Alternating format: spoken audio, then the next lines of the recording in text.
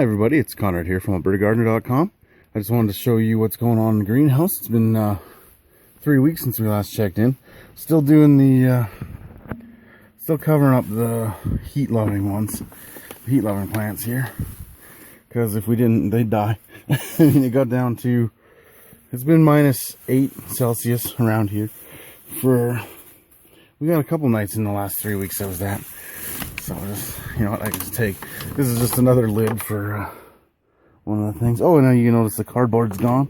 It is actually out there. I am trying to kill a bunch of grass so I can put in some more planter boxes. Hopefully that works. I mean, it should, it usually does. But I mean, we got some crazy quack grass around here. And it is a real jerk. And it's warm enough in here today that I can just take this right off. Get some of the water off of it maybe.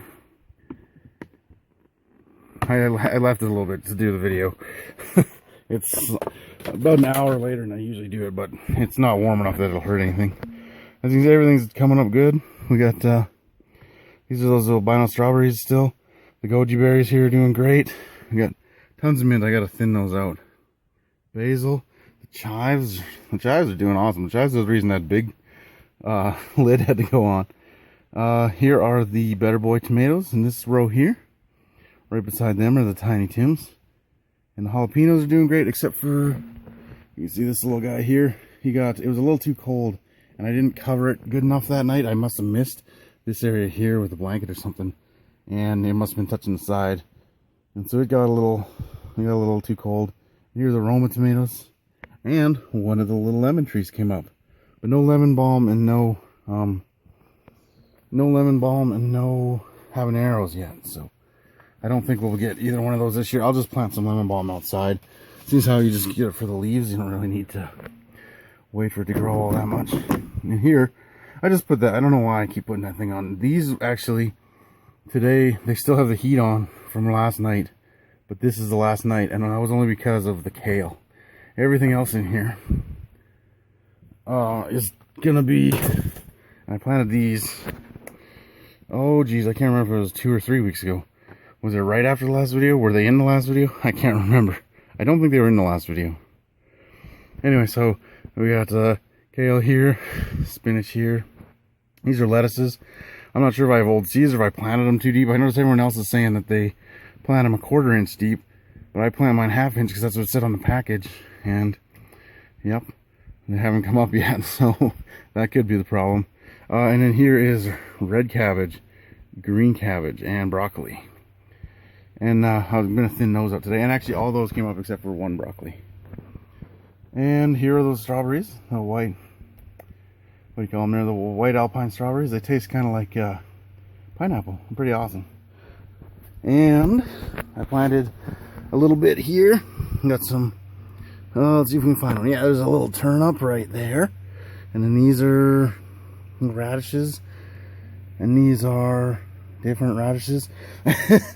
German giants, I think. And then here I put in some seed tape for some carrots, but it hasn't come up yet. But here's the exciting news. Goji berries are coming back. These two down there, and this big guy here is starting to get some on it. So maybe there'll be more in a few days. You never know. But at least I got some. They didn't all get killed from root bound. Because they were really root bound when I planted them. And this here, today we're gonna transplant this stuff, so it should. I'll come back and show you the finished results. I got some. Oh, they're under some stuff I put on the floor, and I got some solo cups and the drill and all that. And it's pretty easy stuff, but I'll show you the end result and what I'm gonna do after. All right, I'll see you then. Okay, well it's much later in the day, and here we are. I transplanted everything pretty much. All anything heat loving, it's going in here, and still got the heat mats under them. And they will have the tall, I got 2 of those tall plastic things, and they'll also get the bubble wrap.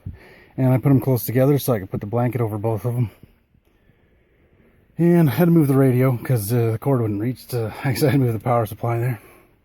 And I thinned out the cabbages and broccoli and spinach and kale. And they won't be heated or covered tonight, Same with all this stuff, the goji berries and all that.